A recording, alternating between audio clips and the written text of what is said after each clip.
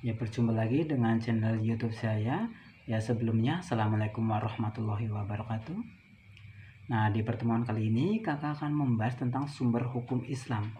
Nah, sumber hukum Islam itu apa saja? Nah, jadi sumber hukum Islam itu terdiri dari Al-Quran, hadis, dan ijtihad. Nah, dari ketiga sumber hukum Islam tersebut, kakak akan menjelaskan satu persatu dari sumber hukum Islam tersebut. Nah, jadi sumber hukum Islam yang pertama dan utama yaitu Al-Quran. Nah, apa sih pengertian dari Al-Quran? Nah, jadi pengertian dari Al-Quran ialah wahyu Allah Subhanahu wa Ta'ala yang diturunkan secara berangsur-angsur ataupun mutawatir kepada Nabi Muhammad SAW melalui perantara malaikat Jibril. Nah, yang diawali dengan surat Al-Fatihah dan diakhiri dengan surat An-Nas, yang apabila membacanya itu merupakan suatu ibadah. Bisa dipahami ya?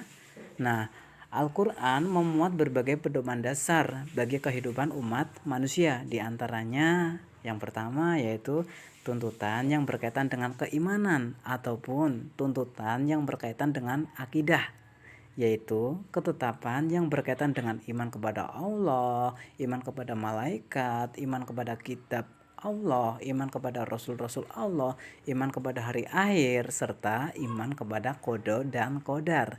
Nah, untuk yang kedua, tuntutan yang berkaitan dengan akhlak, yaitu ajaran agar seorang muslim memiliki budi pekerti yang baik serta memiliki etika kehidupan. Nah, untuk yang ketiga, tuntutan yang berkaitan dengan ibadah, misalnya seperti sholat, puasa, zakat, dan haji. Nah, untuk yang terakhir, tuntutan yang berkaitan dengan amal perbuatan manusia dalam masyarakat.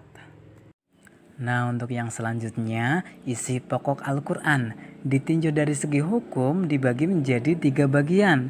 Nah, untuk yang pertama, hukum yang berkaitan dengan ibadah, yaitu hukum yang mengatur hubungan rohaniah dengan Allah Subhanahu wa Ta'ala dan hal-hal lainnya yang berkaitan dengan keimanan.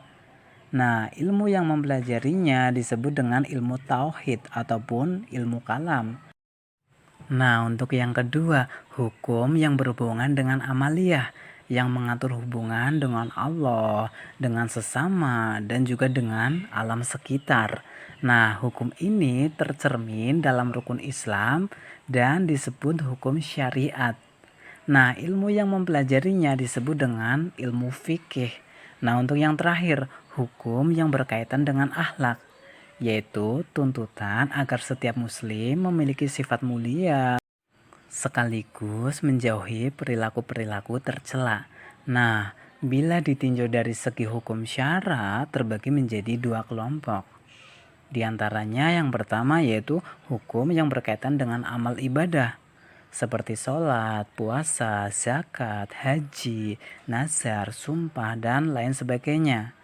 Nah, untuk yang kedua, hukum yang berkaitan dengan amal kemasyarakatan atau yang sering dikenal dengan muamalah seperti perjanjian, hukum pidana, hukum perekonomian, pendidikan, perkawinan, dan lain sebagainya. Nah, untuk yang selanjutnya, sumber hukum yang kedua yaitu hadis. Nah, pengertian dari hadis sendiri yaitu segala tingkah laku Nabi Muhammad SAW baik berupa perkataan, perbuatan maupun ketetapan. Nah, adapun fungsi dari hadis. Fungsi dari hadis terhadap Al-Quran yaitu yang pertama, memperkuat hukum-hukum yang telah ditentukan oleh Al-Quran sehingga keduanya menjadi sumber hukum untuk satu hal yang sama. Nah, untuk yang kedua, memberikan rincian dan penjelasan terhadap ayat-ayat Al-Quran yang masih bersifat umum. Nah, untuk yang terakhir, menetapkan hukum atau aturan-aturan yang tidak didapati dalam Al-Quran. Nah, adapun macam-macam hadis, diantaranya yang pertama yaitu hadis mutawatir, yang kedua hadis masyhur, dan yang terakhir hadis ahad. Nah, pengertian dari hadis mutawatir yaitu hadis yang diriwayatkan oleh banyak perawi, baik dari kalangan sahabat maupun generasi sesudahnya, dan dipastikan di antara mereka tidak ada yang dusta.